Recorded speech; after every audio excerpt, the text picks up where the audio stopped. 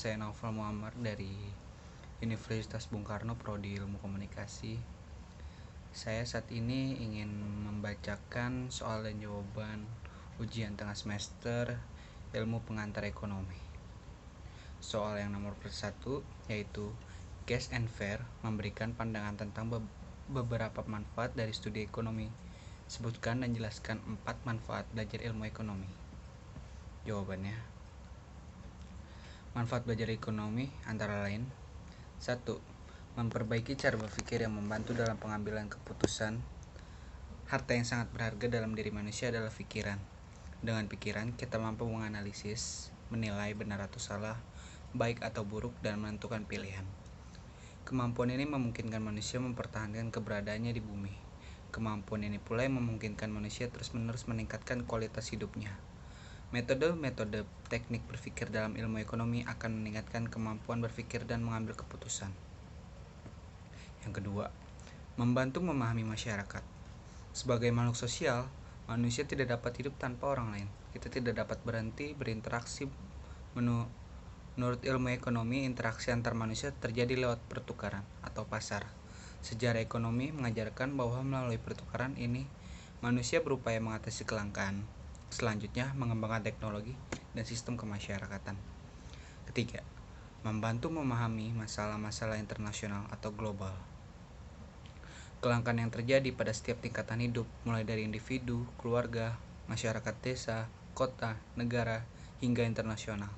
Di tingkat internasional, interaksi antar individu secara langsung demi kepentingan pribadi jarang terjadi. Individu-individu yang berinteraksi lebih mewakili kepentingan kelompok atau suatu negara ataupun suatu perusahaan. Hal yang mereka lakukan meskipun tampaknya baik bagi kelompok atau negara lain, sebenarnya lebih untuk kepentingan negara atau kelompok mereka. Dengan mempelajari ilmu ekonomi, kita dapat lebih mengerti pasti dan dalam mengapa pada saat negara-negara Asia Timur, khususnya Indonesia, mengalami krisis pada tahun 1998.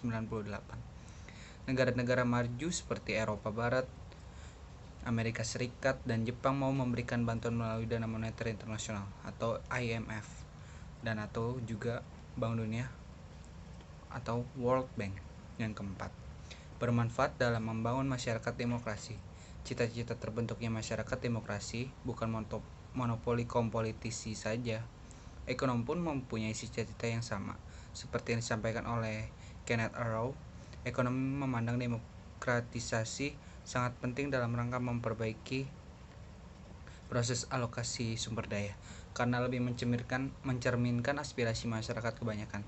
Tidak mengherankan bila di masyarakat maju, para calon pemimpin yang akan dipilih harus mampu menjabarkan program-program ekonomi mereka. Soal yang kedua yaitu, sebelum terjadinya kelesuan perekonomian dunia dari tahun 1929 hingga 1933 yang dikenal sebagai Depresi Besar atau Great Depression, ilmu ekonomi tidak mengenal dikotomi mikro atau mikro-makro ekonomi. Jelaskan pengertian mikroekonomi dan makroekonomi. Jawabannya, Mikroekonomi sesuai namanya, mikro dapat dijadikan sebagai ilmu ekonomi kecil. Berdasarkan pada corak dan ruang lingkup analisisnya, teori mikroekonomi diartikan sebagai bagian dari ilmu ekonomi yang mengenai bagian-bagian kecil dari keseluruhan kegiatan perekonomian. Ekonomi mikro biasanya menganalisis masalah-masalah ekonomi dalam cangkupan yang lebih spesifik, seperti misalnya rumah tangga ataupun perusahaan. Yang kedua, makroekonomi. Sesuai dengan namanya pula, makro berarti besar. Dengan demikian, teori makroekonomi menganalisis keseluruhan kegiatan perekonomian bersifat global dan tidak memperhatikan kegiatan ekonomi oleh unit-unit usaha kecil dalam perekonomian. Makroekonomi menjelaskan perubahan ekonomi yang mempengaruhi banyak masyarakat, perusahaan, dan pasar. Dengan kata lain, ekonomi makro biasanya mempelajari masalah-masalah yang lebih rumit seperti keuangan negara dan lain-lain. Soal yang ketiga, pasar dalam ilmu ekonomi adalah pertemuan permintaan dan penawaran. Dalam pengertian ekonomi, pasar bersifat interaktif, bukan fisik. Mekanisme pasar adalah penentuan tingkat harga berdasarkan kekuatan permintaan dan penawaran. Sebutkan faktor-faktor permintaan dan faktor penawaran. Jawabannya yang nomor 3. faktor-faktor yang mempengaruhi permintaan,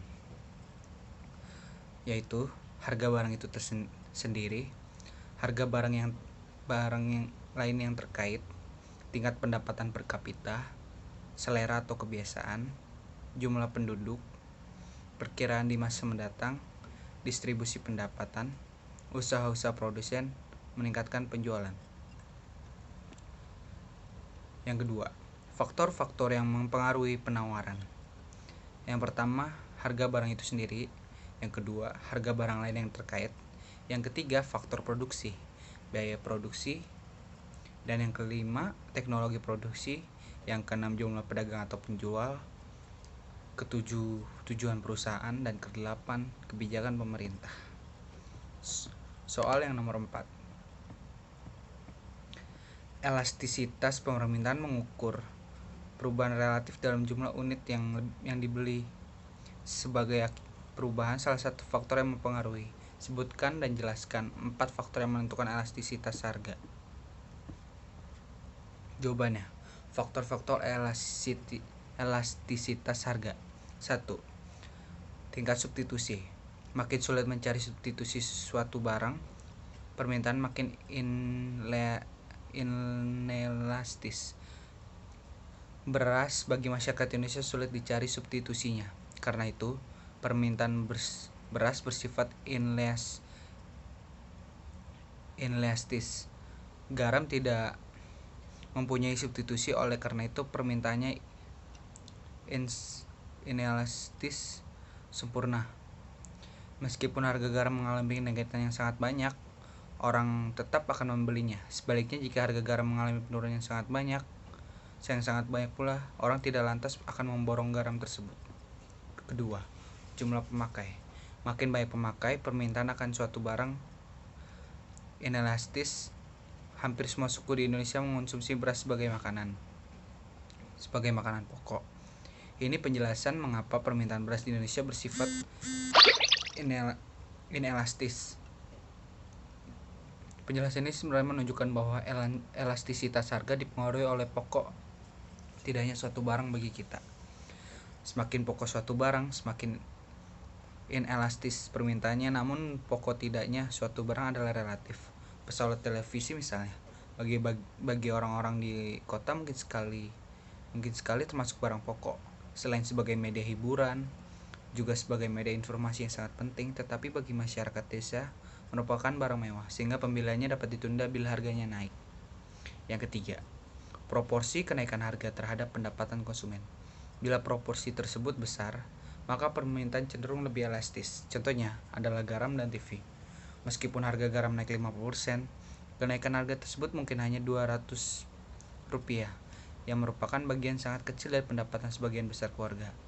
Sebaliknya, kenaikan harga TV sebesar 5% dalam jumlah nominal uang bias, yaitu Rp100.000, dan cukup menyebabkan sejumlah keluarga menunda pembeliannya sampai tahun depan. 4. Jangka waktu. Jangka waktu permintaan atas suatu barang juga mempunyai pengaruh terhadap elastisitas harga. Dalam hal ini, tergantung pada apakah barangnya durable dan non-durable. Selanjutnya, mengenai pengaruh jangka waktu terhadap elastisitas barang akan dibahas pada artikel berikutnya. Sekian dari saya. Mohon maaf bila ada kekurangan. Sekian. Assalamualaikum.